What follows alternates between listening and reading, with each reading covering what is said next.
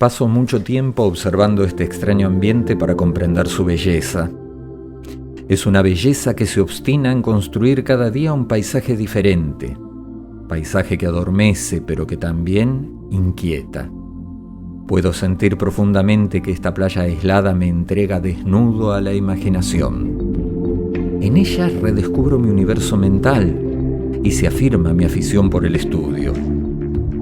Y es en los confines de este lugar donde pienso, envuelvo y desenvuelvo un paquete apremiante de historias sobre edificios y monumentos construidos en Mar del Plata, ciudad que ante el país muestra con orgullo su supremacía turística.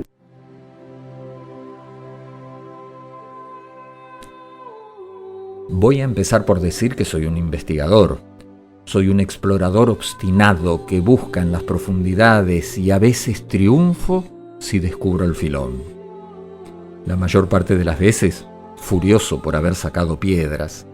Pero eso es lo que más quiero, esa arqueología de la información que a veces disponemos en cantidades necesarias y otras casi inexistente.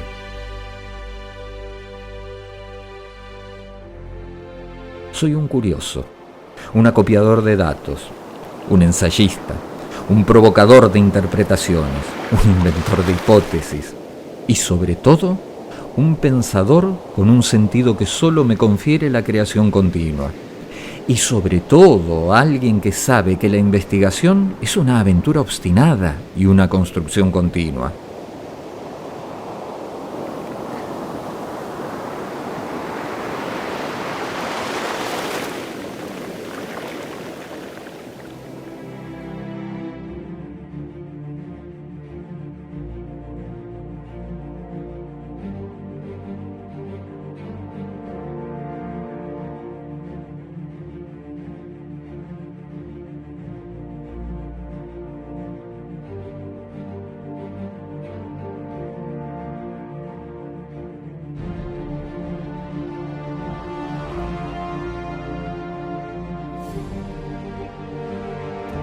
Mar del Plata es como la arena, se escurre entre los dedos.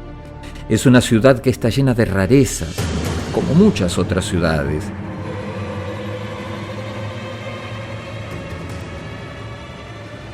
Hago cierto esfuerzo a fin de descifrar algunas de estas rarezas y encontrar el producto químico que fije la arena.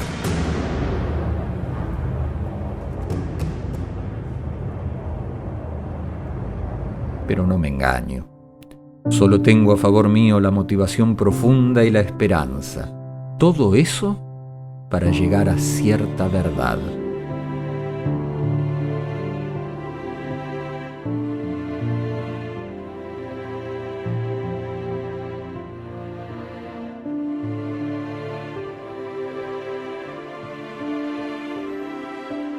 Fue al leer un informe de la Facultad de Arquitectura de la Universidad Nacional de Mar del Plata cuando me empecé a interesar por este espacio constituido por los edificios Casino, Hotel Provincial y Ramblas, cuyo arquitecto fue Alejandro Bustillo.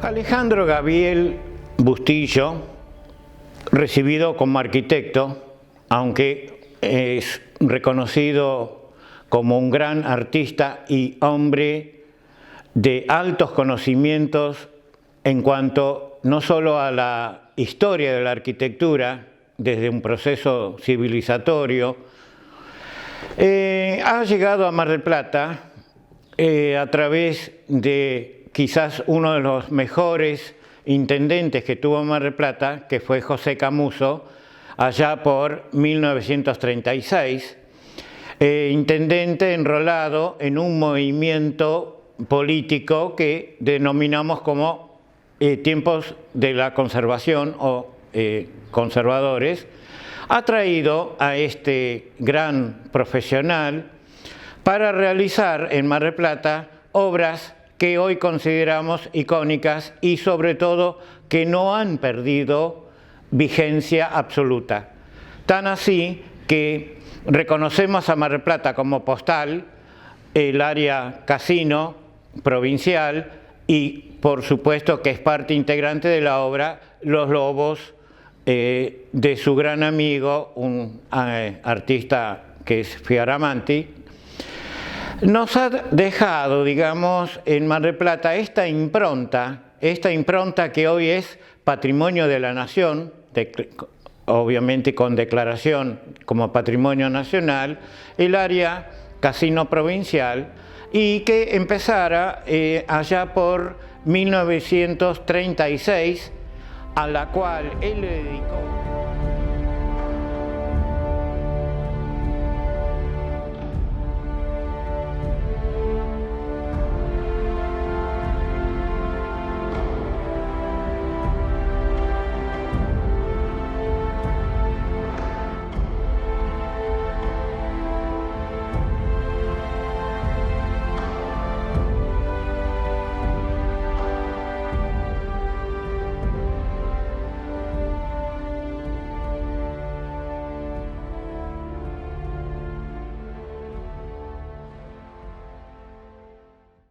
Bustillo, en su lenguaje de invariantes de la arquitectura, sobre todo a través de la masonería, y hay que entender que masonería no es un grupo político, sino son los masones, son los constructores, a través de sus maestros o a través de personas que tenían relación con todos los oficios que emplea la arquitectura, y entre ellos la imagen que tiene cada uno de ellos o sus simbolismos, y dentro de esos uno lo encuentra en la forma en que realizó el conjunto casino provincial, que uno diría, ¿por qué es curvo? ¿Por qué no es recto? No, precisamente es que es el límite de la parte de esa geodesia cúpula solar o mini universo. ¿Cómo vemos nosotros el universo desde la Tierra? La vemos como una cúpula, él la ve como una cúpula arquitectónica y es su límite, y responde esa curvatura a justamente o precisamente al límite de esa cúpula que termina en el mar o donde sale el sol. Y con esa orientación hace donde está el monumento, pero sí la base realizada por él, en áurea y en la misma relación pétrea que el resto, y ahí va justamente en mediciones también de Fibonacci, 27 y algo metros de altura, un obelisco que debiéramos hacer, que nunca se hizo. Pero no termina ahí de los obeliscos. Cuando vamos un poco más hacia el mar con las escalinatas, a cada lado están los babuinos, esos monos, por llamarlo, del templo de Karnak, que son leones marinos para nosotros. Recuerden que cuando vinieron los primeros adelantados, llamaron lobería grande, lobería chica, pero en realidad son leones marinos, por eso sus melenas. Y también hechos en la misma sección y proporción de piedra, si las medimos, están en sección áurea, los mismos. Y un poquito por separado, donde empieza la Rambla, vemos que sí se concretaron al norte y al sur, en respecto al este, que es el sol, dos obeliscos chicos, que sí están. Vale la pena ir a ver y analizar cada una de esas cosas. Pero en lo formal, esa curvatura responde a esa geoda solar.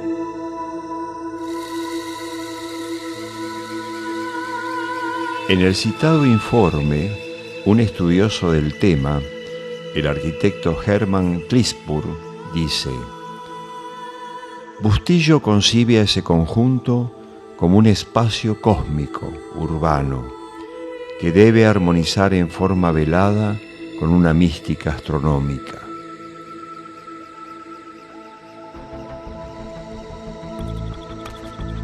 Dicha correspondencia debe ser estudiada a la luz de las inferencias de los cuadrantes y figuras geométricas por un lado,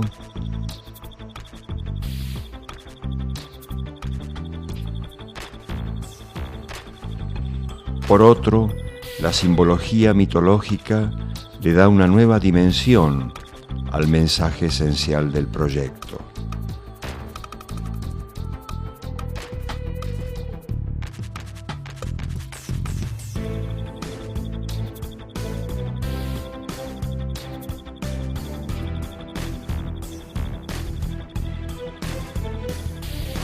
Y por último, no podemos dejar de considerar todo lo que nos traen las mentes y acciones de los hombres que lo idearon en particulares contextos históricos.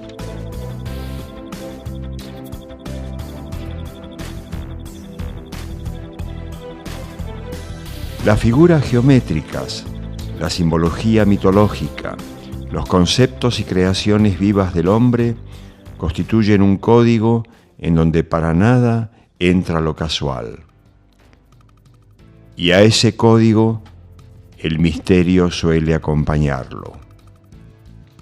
Un Dardo Rocha político, un Fresco o un Camuso, estoy hablando en épocas distintas, ellos como políticos, como gobernadores, como administradores de la cosa pública, sí, dejan todas sus improntas en general o en casi todos los casos a través de arquitectos que están enrolados en la misma filosofía, ideología o mundo de ver el universo.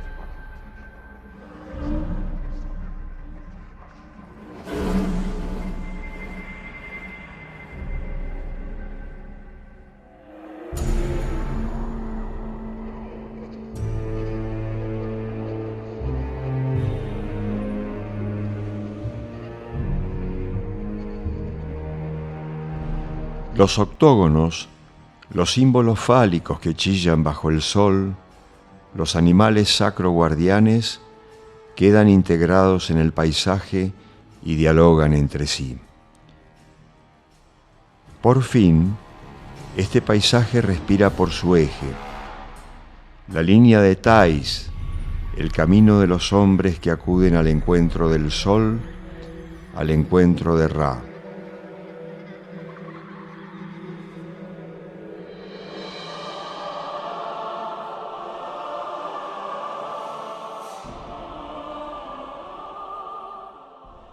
Es más, hoy festejamos el Día de Mar del Plata, los 10 de febrero, frente a la Rambla Bustillo.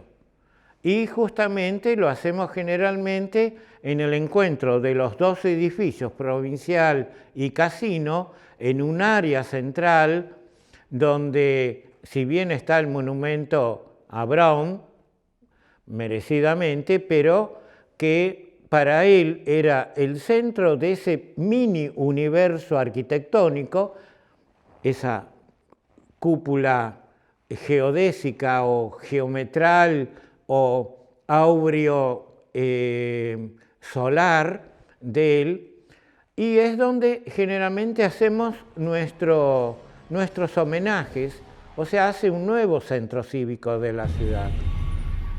A partir de ese momento, comienzo a visitar con frecuencia la explanada, a observar detenidamente los edificios gemelos, a identificar la línea de Thais. Me detengo en cada monumento como si lo viera por primera vez y leo atentamente sus inscripciones. También descubro el basamento del obelisco mayor en el centro de la Plaza Seca, que, de haberse hecho, hubiese constituido la principal referencia de la línea de Thais, cuyo orden se inicia con el sol asomando por el horizonte marino y se desplaza por el firmamento hasta desaparecer por el lado opuesto.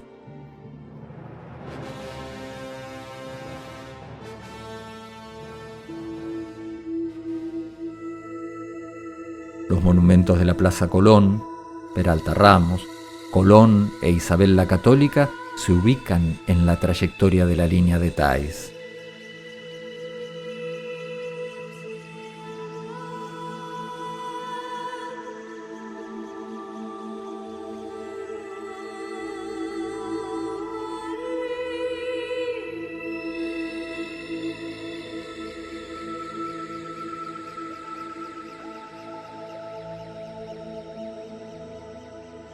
Hay que recordar que en el año 1975, sobre este basamento se emplazó el actual monumento al almirante Brown.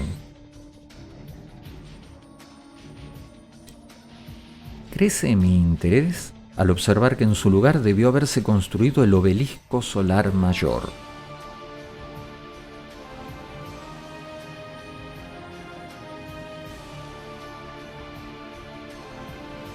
No contamos con datos ni argumentos razonables que revelen el motivo por el cual éste no se construyó. Esta cuestión constituye un verdadero misterio para los investigadores. Un interrogante a modo de hipótesis. ¿Todavía no había llegado el momento indicado para que se construyera?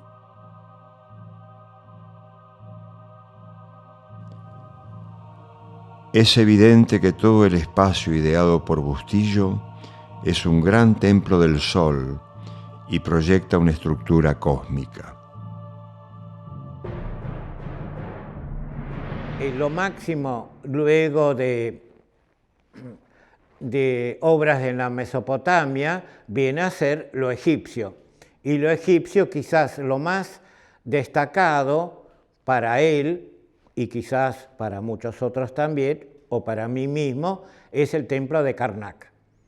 Y Karnak ya tiene toda esa serie de improntas, ya está en áureo, el sol siempre está presente, la trayectoria del sol, y como ya anteriormente, siempre hay guardianes de esas obras que vienen a ser una suerte de templos, aunque no de origen o un destino demasiado atento a Dios, porque él, como masón, el gran arquitecto, es el creador del universo y es un masón.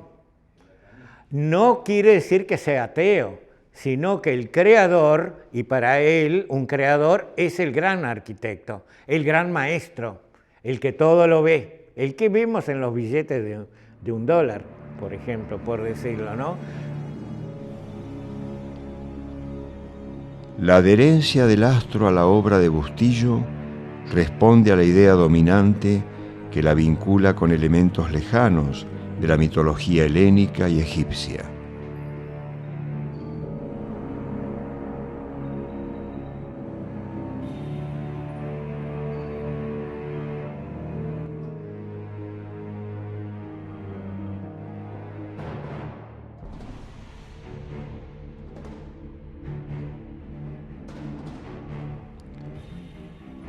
Los palacios, santuarios y templos solares se distinguían por los paseos descubiertos que el dios visitaba y bañaba con sus rayos.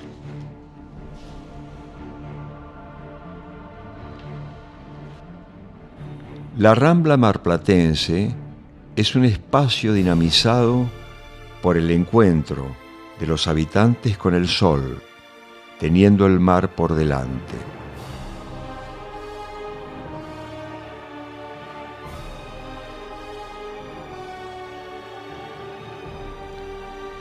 Por fin, se comprende la sutil presencia de las Venus, ubicadas en la Plaza Colón, en los bordes de la línea de Thais, la de Afrodita en la Plaza Rocha, la India de la Plaza San Martín y Diana Cazadora en la Plaza Mitre. Todas ellas nos revelan una presencia femenina que envuelve a los hombres en esta ciudad y los guía en su búsqueda del sol, en su búsqueda de ser fecundados por una presencia cósmica, al igual que la alegoría egipcia de Isis en busca de Osiris, su esposo y dios solar.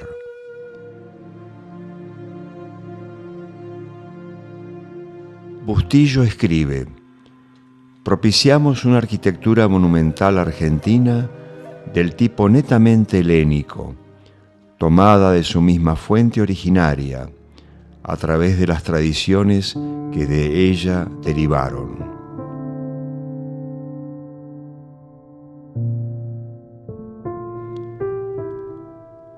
En estas palabras vemos reflejado el espíritu y la cosmovisión que estaban sobre este hombre que se consideraba depositario de una herencia cultural helénica que no podía negociar, que debía preservar intacta. Hay que observar que la cultura griega es en realidad la confluencia de otras muchas y anteriores, que al final de un camino se terminaron amalgamando en una sola, a través del imperio griego.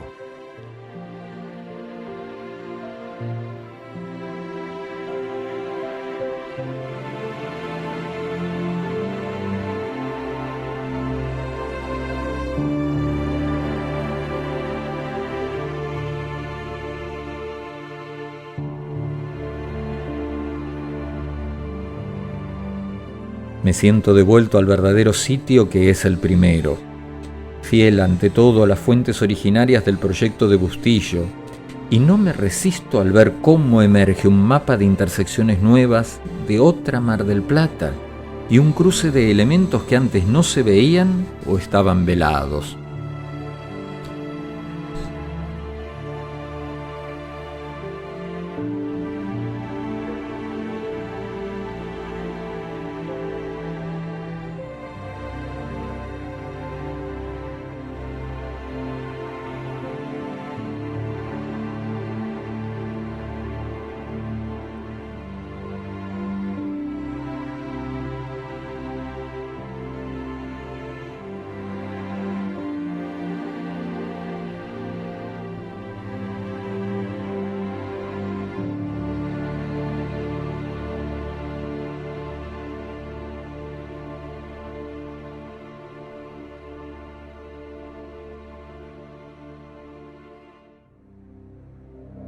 En mis paseos por la explanada, la escultura de los lobos marinos captura mi atención. Trataré de desencajar esta imagen emblemática de sus connotaciones obvias, de aquella mirada que se demora en lo superficial. Observo el monumento con la pasión de los que dialogan en una inmensa red de interrogantes. Algunos indicios me llevan a pensar que las esculturas de los lobos se sitúan en otra dimensión. Es una dimensión hermética, secreta, oscura, alejada de la percepción corriente y del imaginario social.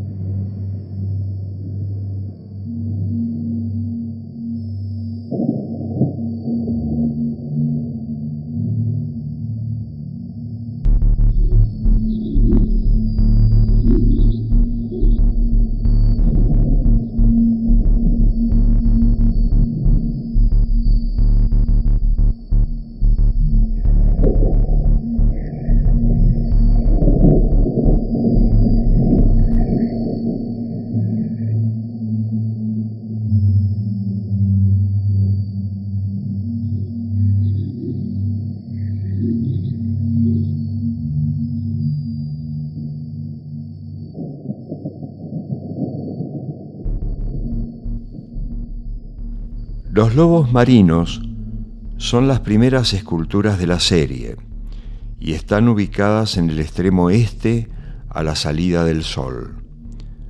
Son dos componentes cruciales del ambiente creado por Bustillo. Custodian la puerta por la cual el sol ingresa al templo.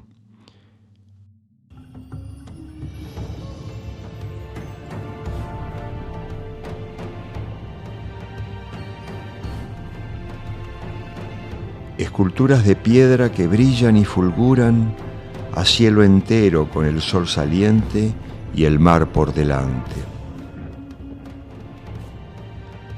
Mascarón de proa que lleva la fachada turística, foto casi obligada del visitante que quiere guardar un recuerdo indeleble de su paso por la ciudad.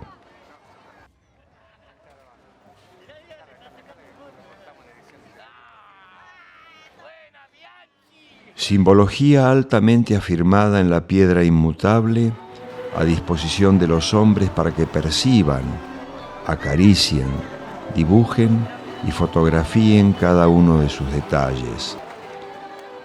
Una interpretación mitológica imposible de evitar. Los lobos marinos, animales sacros, protectores del hombre como se alzaban en los santuarios y templos de la antigua cultura egipcia y persa.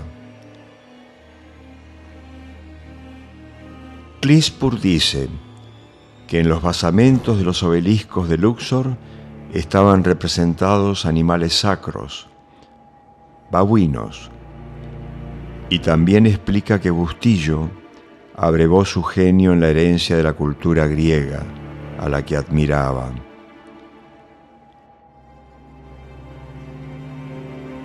Esta afirmación se puede ejemplificar con Persépolis, capital ceremonial del antiguo imperio persa, cuya puerta de acceso estaba custodiada por 2 toros gigantescos y alados con cabeza humana.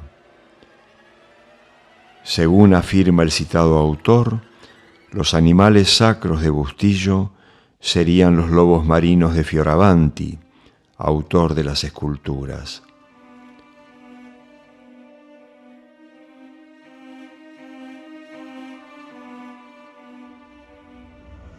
Dejemos por un instante a los lobos, no sin preguntarnos si hay o hubo otros animales sacros protectores en el ámbito propio del conjunto arquitectónico de Bustillo.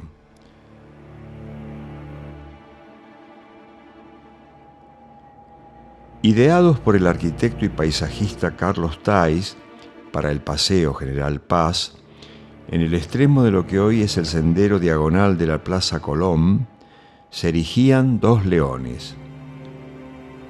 En los años de la remodelación de la Rambla e inicio de las obras del proyecto de Bustillo, los leones fueron trasladados a la Plaza San Martín frente a la catedral. Y como en toda alegoría, estos leones custodian el calendario, custodian el tiempo. Como los lobos que velan y cuidan el prodigioso templo del sol.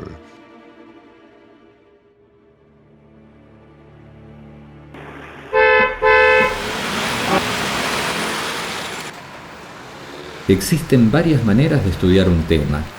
Estoy hablando del método. Método significa movimiento, senda, pasaje. La noción de tránsito, de movimiento, de seguir un paso tras otro es primordial.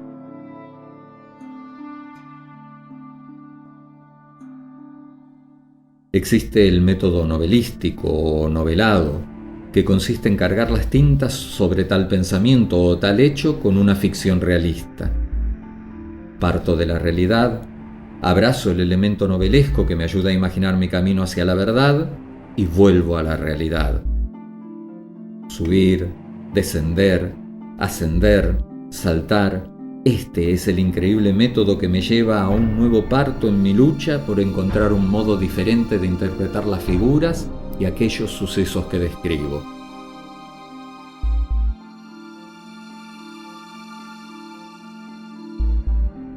Este método difiere del que utiliza el historiador convencional, basado en el resumen de los sucesos y la cronología de la historia.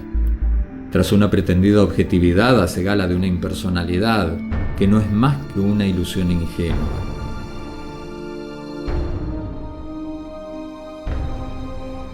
Dice Emerson: los hechos no cantan por sí mismos, los hechos son silenciosos.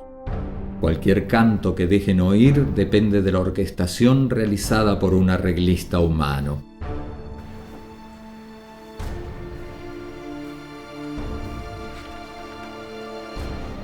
De la mano de la libertad que me otorga el método novelado, puedo decir que, si me atengo a la imagen registrada, el gesto de los lobos es de temor y asombro.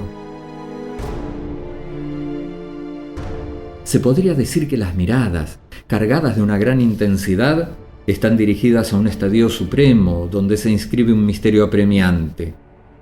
Miradas transmutadas que parecen hundirse en la transparencia del cielo como si fueran al encuentro de algo que hay ahí, que acontece y que es del orden de lo sobrehumano. ¿Acaso se sienten tocados por alguna presencia inesperada?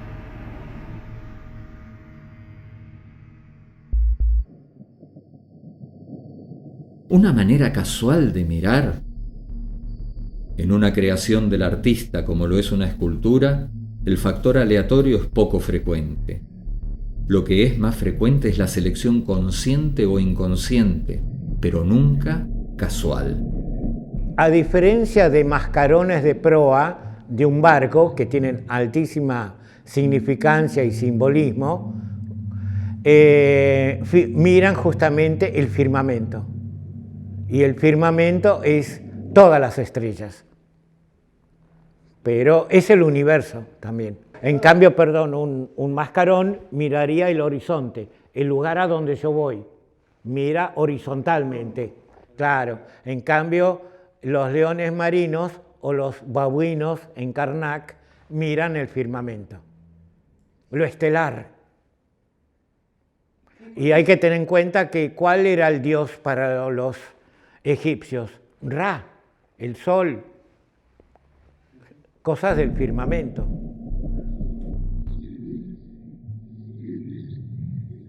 Y me imagino en esa utilización no gratuita de la mirada de los lobos una señal premonitoria. No se trata de una mirada confortable, sino de una mirada vidente que aúlla un presagio sobre lo que llega.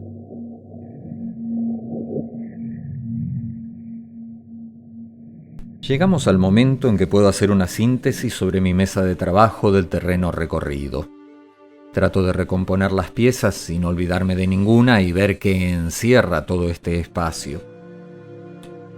La línea de Thais muestra el camino de los hombres desde la tierra de los muertos en el oeste, donde el sol se pone hacia la eternidad, hacia el encuentro con la luz que emerge en el horizonte marino, hacia el encuentro con el gran Osiris egipcio. También el orden cronológico en el que se ubican los monumentos es una alegoría del camino histórico de los hombres en la construcción del gran templo cósmico y la búsqueda de la iluminación. El sitio elegido para el emplazamiento del obelisco mayor, cuya construcción nunca se inició pero cuyo basamento fue utilizado 30 años después para colocar la estatua de Brown, es el nodo central de este templo cósmico urbano, a donde se materializa la unión mística Dios, hombre, tierra, y la tierra es así consagrada. Los lobos son los animales sacroguardianes de la puerta, por la cual el sol entra al templo, y son también quienes advierten una presencia sobrenatural, un protagonista. En síntesis, significa esto que hay un campo simbólico donde se relacionan todos los objetos, monumentos, plazas, ramblas y edificios construidos con una lógica rigurosa a partir de fundamentos mitológicos y esotéricos.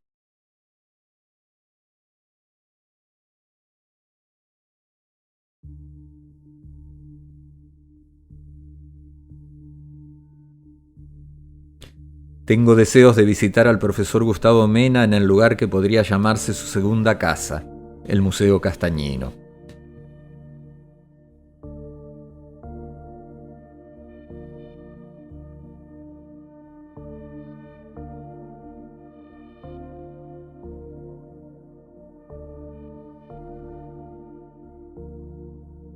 Gustavo lleva muchos años defendiendo el pasado de la roedura del tiempo.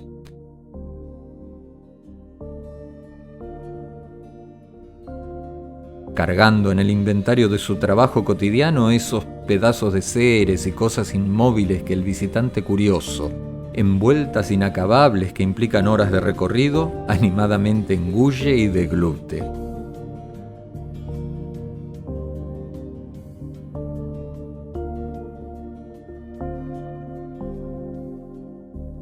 Es cierto que como empleado de los museos tiene a la vista archivos e informaciones valiosas. A decir verdad, me interesa esta identidad ganzúa de Gustavo para entrar en el clima de la sociedad de otros tiempos y desde allí enseñarnos alguna cosa que por regla general la mayoría ignora.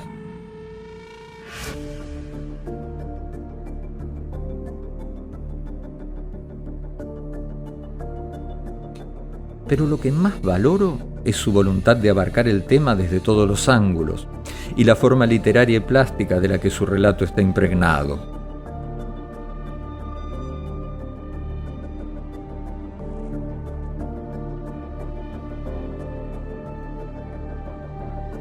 No obstante, tiene la capacidad de mantener un equilibrio sobre las fuentes, los documentos y las interpretaciones.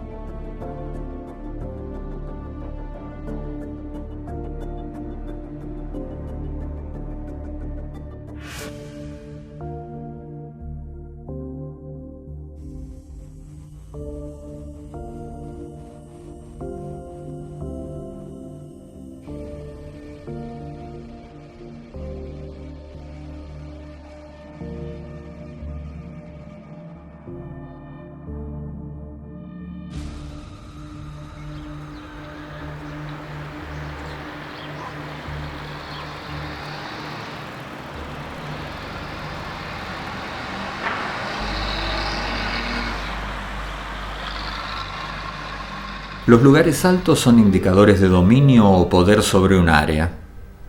Siempre me llamaron la atención las dos lomas que dominan la bahía Bristol y la simbología presente en su arquitectura.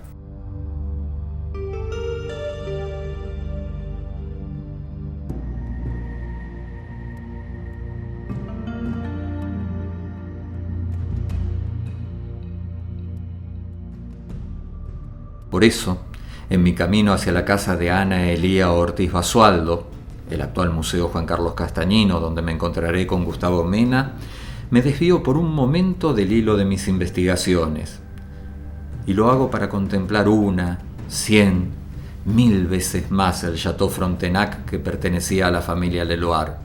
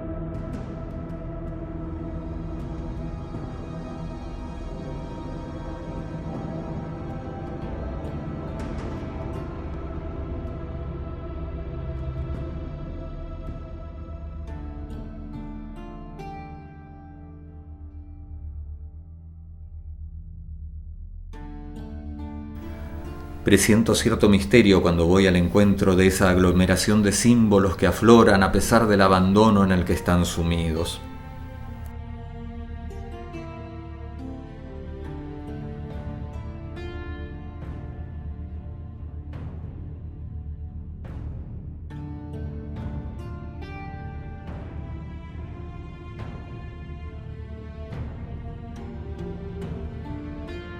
Tengo en mis manos un visor estereoscópico nada menos que del año 1906. En él podré ver fijada en una placa de vidrio una imagen del chalet antes de que fuese reformado por Bustillo.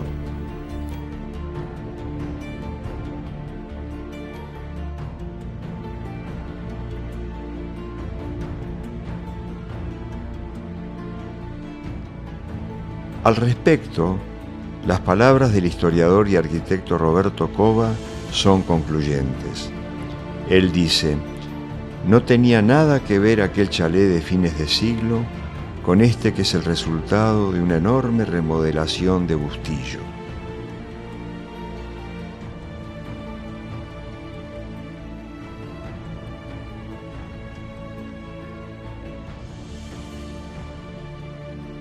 Construido en 1895 por el arquitecto Christoffersen, fue Bustillo mismo quien emprende su remodelación, dotándolo de una fuerte simbología donde destacan pirámides coronadas por esferas, una reina sobre una concha de mar que nos recuerda la medalla de la inauguración de la Rambla de 1913, donde se ve a una diosa del mar llegando a las costas de Mar del Plata, un carnero y otras alegorías.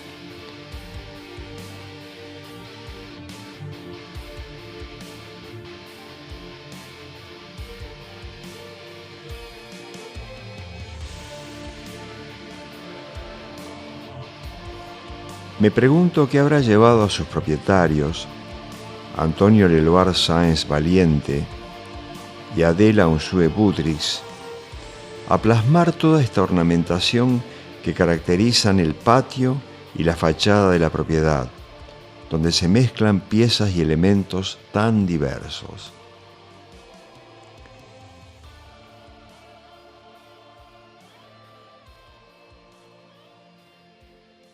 Una reflexión. Pareciera ser que semejante contraste, la forma en que Bustillo pulveriza el proyecto original del chalet, dista mucho de ser un cambio legitimado por una particularidad de estilo arquitectónico. Es de presumir que el hermetismo de los significantes de las piezas que adornan el edificio se relaciona con una cosmogonía mítica en la que abreva Bustillo y que no es ajena al resto de sus obras. Pareciera que este edificio, ubicado en el mejor sitio estratégico de la ciudad, no pudo escapar de ser atrapado por el misticismo presente en la bahía Bristol, más aún siendo el enigmático arquitecto Bustillo su ejecutor.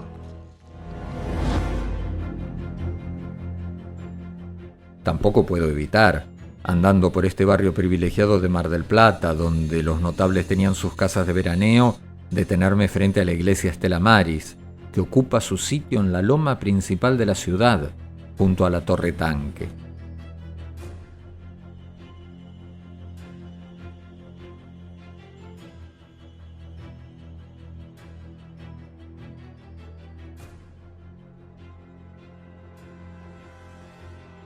Ana Elía Ortiz Basualdo fue la presidenta de la comisión creada para estimular y facilitar su construcción.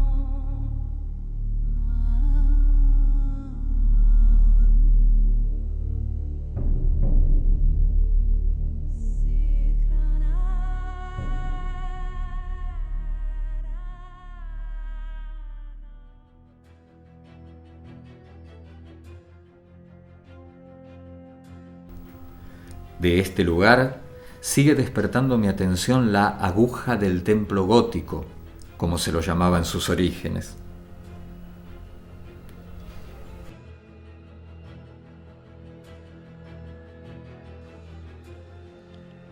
También llama la atención la presencia de la cruz tridimensional o cruz de Gaudí, ubicada en la segunda cúpula principal, análoga a la de la Sagrada Familia.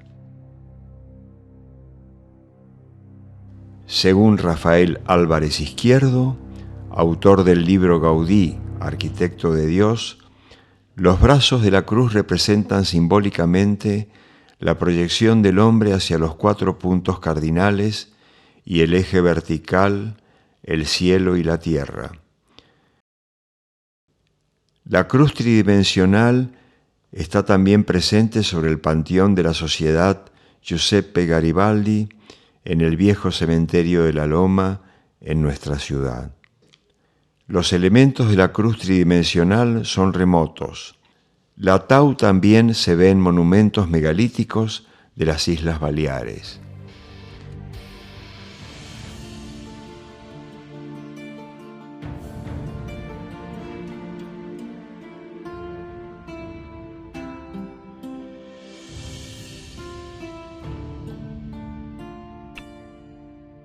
Entre mar, cúpulas, cruces y cielos cósmicos debo seguir el hilo mágico de la investigación.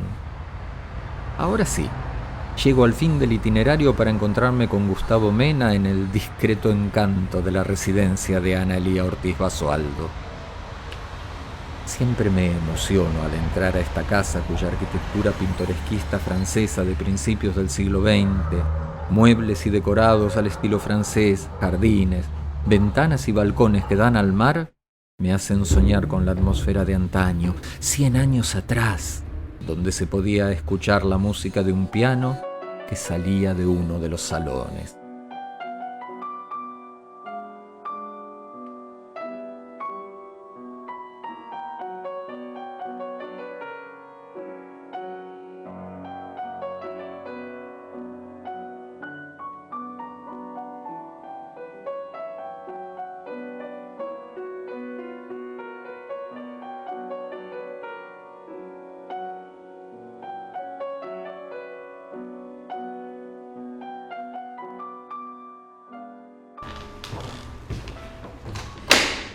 Adelante, pasá, por favor.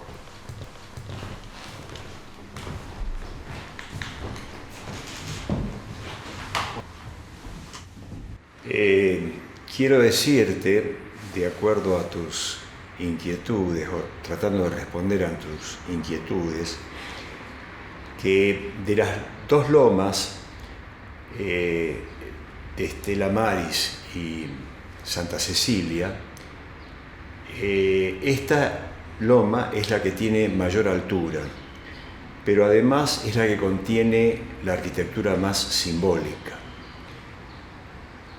La restauración que hace Bustillo en el Château Frontenac en los años 30 está plena de símbolos que de alguna manera unen, pero anteceden también a lo que va a ser un nexo entre las futuras Ramblas Casino y la loma de Estela Maris.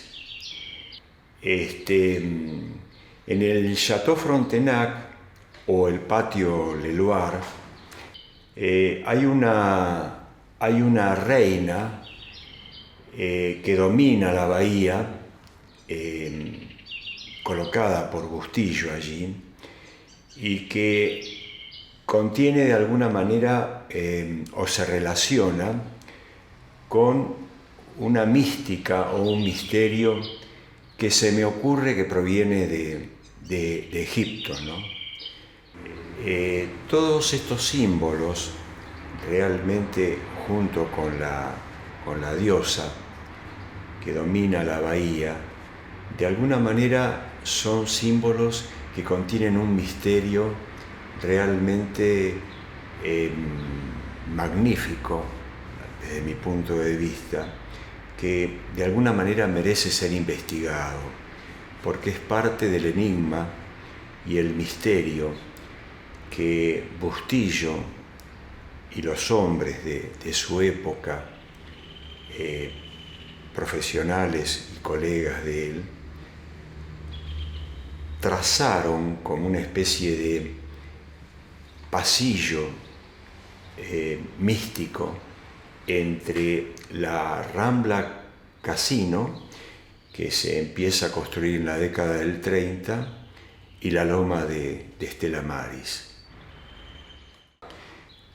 También podría agregarte que la geometría realmente fue fundamental para los egipcios en el trazado de templos, rampas, pirámides, y hoy es heredada por grandes arquitectos como los que mencionábamos, o sea, Bustillo, Y en las grandes urbes o ciudades, la geometría es un elemento fundamental para para el trazado de construcciones, refacciones, restauraciones, y que hay probablemente un misterio cósmico que contiene todo ello.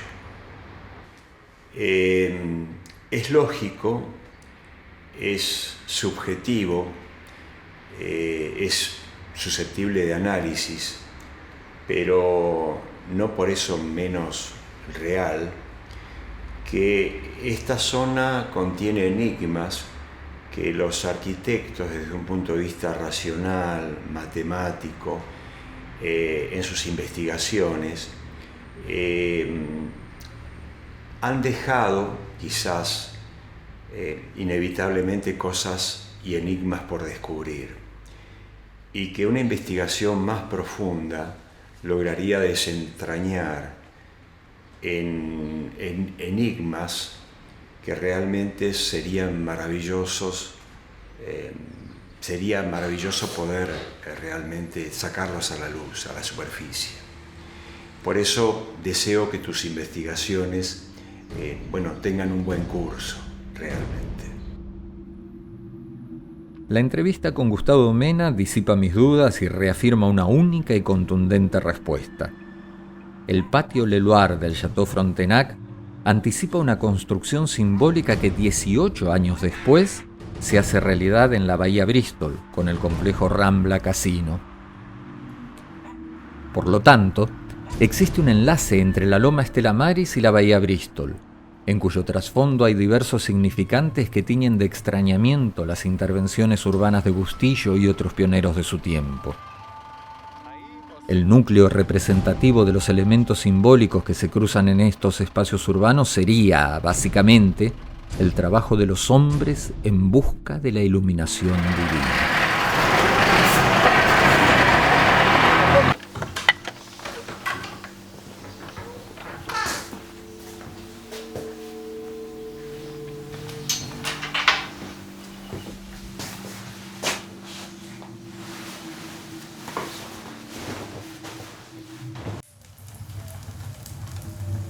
Cuando me alejo del ámbito de la investigación y regreso a mi casa, en esta zona de mar y bosque, desaparece el deseo de la búsqueda tenaz de los resultados y comienza entonces una relación apacible con el silencio. Siento que el silencio de una manera muy natural cobra significación, que no es un vacío, que es un todo. Un lazo mágico donde se unen todos los misterios en forma extraña, difusa, incuantificable. El tema de investigación es el misterio mismo que se acrecienta en torno a cada una de las construcciones y sitios que he visitado. En mis incursiones me he topado con símbolos, algunos muy peculiares. ¿Qué expresan estos símbolos? Cuerpos doctrinarios complejos, concepciones y creencias antiguas, ritos, leyendas, mitologías, masonería, ideas alquímicas.